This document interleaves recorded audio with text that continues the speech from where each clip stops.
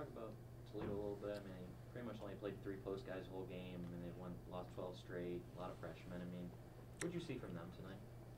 From your first look at first? Well, from watching film and also tonight, they compete, and sometimes when you're young, well, in general, you gotta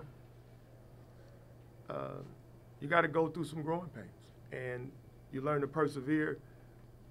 And as a coach, for me, even through our team's growth, you try to look at small victories, and I think that's important because you want to keep encouraging your guys because they're not always going to be young, God willing. Freshmen become sophomores, juniors. It's like Scott Thomas or some of our other guys, Jordan Crawford, who's a freshman. Those guys, in time, they grow and they mature, but you got to go through those little growing pains. Like when I was young, I had some growth spurt, my knees hurt. So you got to go through that. I was long and gangly and wore braces. I mean, I'm not saying I'm much better looking now, but I had to go through that. And I think when it comes to with teams, you got to go through some things when you're young. But you don't stay young, and you just you hope that your guys can stay encouraged. So that's what I tell our guys. And the season is a marathon, so you just stay on the grind. You got to stay on the grind.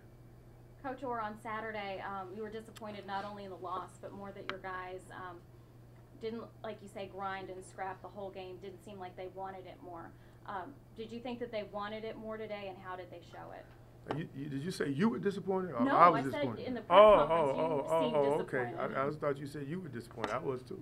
But no. You know what? I'm a competitive guy, and my expectations are that we come out and we fight and we compete, and we scrap for every loose ball, every long rebound, every hustle play. We make the hustle plays. And, you get a feeling as a coach when you watch some games that your team just maybe doesn't have that edge. And home games are precious. You only have 8 in the MAC, and you want to make the most of them. So I thought we competed harder at the end when we were down, and we fought and scrapped. But I thought we just, we weren't as energetic, and we didn't have the fight that we needed. And that happens during a it's a 16-game grind of a MAC. You might have some games like that. But our guys bounced back. And I thought today, different type of game, but still a game that they had to be mature about, and they had to bring the intensity and energy. And I was really pleased the way they came out the second half, because sometimes you let up, and we only had a 6-point lead. That was a little bit of the concern. I said, if you looked at the stats, we shot 61%, they shot 35%, but it was only a 6-point game. So my thing was, look, we got to keep our foot to the pedal, and we can't let up. We have to increase our intensity, and I thought our guys did that. Coach, can you talk about the first 3 minutes of the second half where you guys scored 11 points, got your first 3 pointers of the game?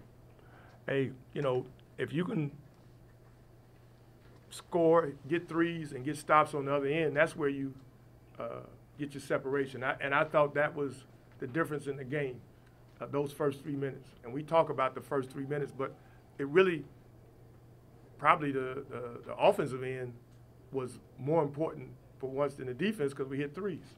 And then when you get stops and you hit threes at the same time, we built our lead up. I don't know exactly what it was, but 14, 15 points. And then we just had to close the game out and continue to play. But I thought our defense, for the most part, we did a good job, but I thought they got too many open threes in the second half. And, that's the quickest way to get back in the game is threes and turnovers. And, but we came back and hit big shots as the game went on. What's the status on Danny McElroy? pretty much what's been said. Right now, he suspended indefinitely, and there's still information out there that we have to get. You know, I don't know the whole story, so you know, that's a work in progress. You know, we still got to get more information, and you know, we'll go from there. Coach, you mentioned your team shot 61%, 56% the whole game. Teams have shot real well against Toledo all year. What was it that you guys were able to do to shoot that well? We played inside out. Like I said, the first half we shot 61% and scored 18 of our 26 points in the paint. That opened up our perimeter. And I'm a firm believer that if you get easy baskets early, then it makes the longer shots, the three-point shots, easier. And I thought we didn't do that against Eastern. I thought we played outside in. I thought that hurt us. I thought we launched too much and we didn't attack. So we as coaches, we emphasized attacking today. Let's play inside out. Let's attack the basket. You know, we didn't shoot a ton of free throws, but Otis and Eric got touches. You know, and we just didn't settle for threes. And I think that was a big difference in the game today as compared to the game on Saturday.